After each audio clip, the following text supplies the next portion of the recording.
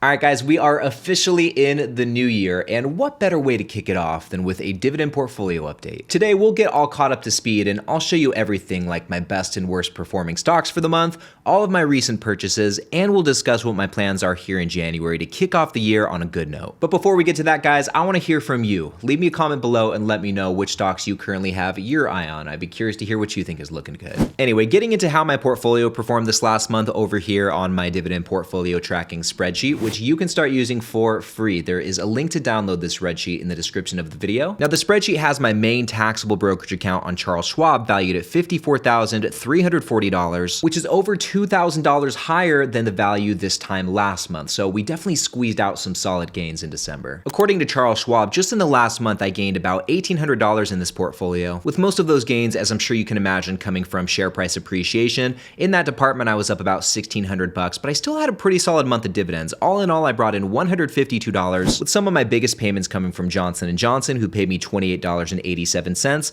and Chevron, who paid me just over $20 in December. Now, if you want to see the full breakdown and see all of my dividend payments from this last month, then check out the video in the pinned comment. I go through it all there. Anyway, guys, all in all, my gain over this last month came in at a rate of return of 3.43%, which is not too bad, but I did underperform the three major indices. The S&P was up 4.5%, the Dow was up about 5%, and the NASDAQ came in closer to about 6%. And unfortunately, I also underperformed SCHD in the last month. In December, the Holy Grail of dividend ETF saw a nice 5% gain. And if we zoom out over the last year, taking a look at the performance in this time period, once again, I am underperforming the three major indices. My portfolio saw a pretty respectable gain still though, 10.5% in 2023. But in this time period, I did actually outperform SCHD. So in 2023, SCHD was only up 4.23%. So my portfolio saw more than twice the returns of this ETF. But anyway, switching gears and getting into my best and worst performing stocks for the month, my top dog in December was none other than KRC. And I was pretty surprised by this too, guys, but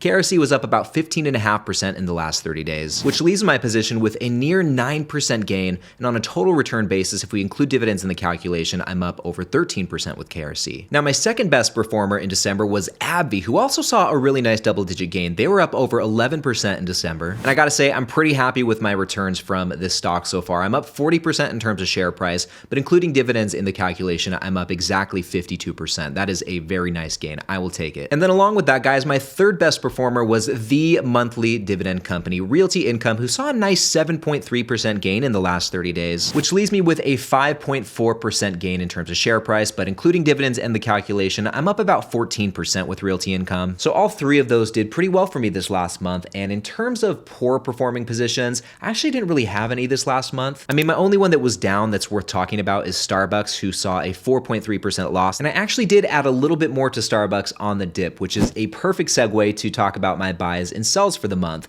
And I did sell out of one position in December. On the 15th, I ended up selling out of JEPI, which is a move that I've been planning on making for a while. If you've been watching the channel over these last couple of months, you would have heard me talk about doing this at least a handful of times. But it's true, guys, I sold out of all 22 shares of JEPI, and my average cost upon selling was $60.22, and I sold right about when the price was sitting at $55. So in terms of share price, I took a little bit of a loss. I was down 8.7%, but on a total return basis, we still came out in the green. I was up 7.5%, so I'll take it. And the sale of JEPI did leave me a bit more flush with cash, and I've already started reinvesting some of those proceeds and putting that cash back to work throughout the portfolio. I ended up buying quite a handful of different stocks in December, actually. With the largest amount of funds being deployed into Johnson & Johnson, I invested a near $1,100 just into this one position and added 7 shares in December. And along with that, I also invested about $370 into Enterprise Products Partners, EPD, which is something I haven't done for a long time, but I did it and I picked up 14 shares, which officially put me across the 100 share mark with this company. Very exciting. And then along with that, I also invested about $200 into Altria Group, which once again is something that I haven't done for a long time. I don't think I'd added any shares of Altria since like October of 2022. But in December, I swooped up 5 shares and I figured, you know, since my position was down,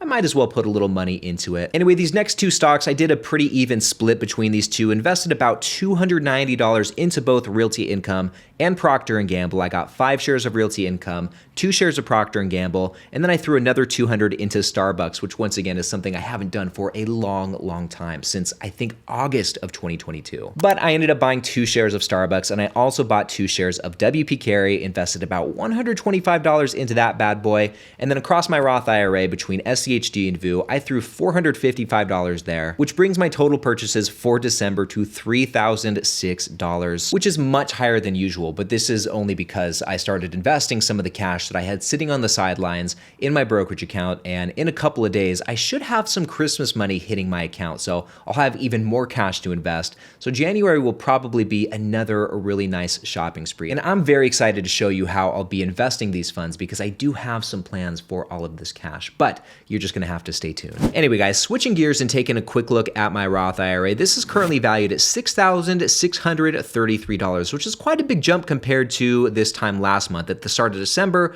we were sitting at $5,757, so we gained about $250 in terms of share price appreciation and an extra $46 or so from dividends, leaving me with a 4.84% return just in the last 30 days. And then zooming out, looking at the performance of this portfolio over the last year, in 2023, it saw a near 15% gain, so really solid. And then if we look at the all-time performance, this portfolio is up about 17%. Anyway, if we combine my two portfolios, my main taxable brokerage account coming in at about $54,000 and generating $2,300 of dividend income, and add that to my $6,600 Roth IRA that is generating $173 of income, this leaves me with a combined portfolio value of $60,974, an all-time high, guys. And the projected annual income is $2,473, which is really nice. And this is also about $35 higher than the projected annual income this time last month. At the start of December, I was sitting at $2,438, so a nice little jump in the last month. And this also means that throughout the entirety of 2023, I added $465 of projected annual income. And I know that by the end of this year, we'll be able to do that and then some.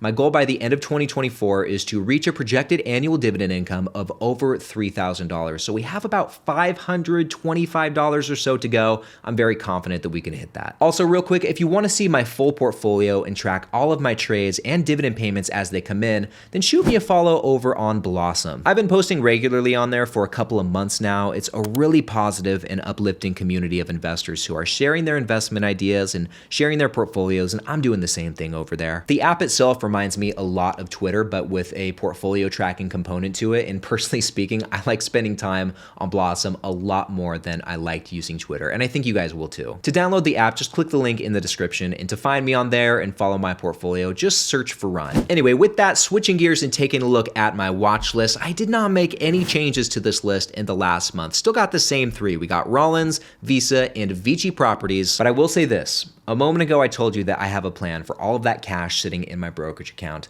and it might involve one of those three stocks. That's all I'm gonna say for now, but in my next video, I'll tell you all about what I've got cooking up, which brings me to my plan for this upcoming month. In addition to what I just said, my biggest goal for the month of January actually takes place outside of my portfolio. For the last probably month and a half, maybe 2 months now, I have been going through this book right here. This is Titan, which is the biography of John D. Rockefeller, and I've got to tell you guys, this book has been a mission. It is almost 700 pages long, and I'm about 3/4 of the way through. I think I have about 150 pages left. But in January, my biggest goal is to finish this book so I can move on to all of the other ones that I have on my reading list, which is all of these guys right here. I got all of these books for Christmas, and I'm really excited to start diving into them. And out of this stack of books, guys, I'm gonna start with this one right here. This is Onward by Howard Schultz, which details his return as the CEO of Starbucks in 2008. And since Starbucks is a big deal in my portfolio, as you guys know, I'm really excited for this book, and I know I'll learn a lot by reading about the company from the person who built it. And speaking of Starbucks, check out this next video right over here where I'm talking more about the company and why I think it's a great buy right now. In the video, I'm also talking about 2 other deeply discounted dividend stocks that also look like good buys, so click right over here to find out which ones they are, and I'll see you in the next one.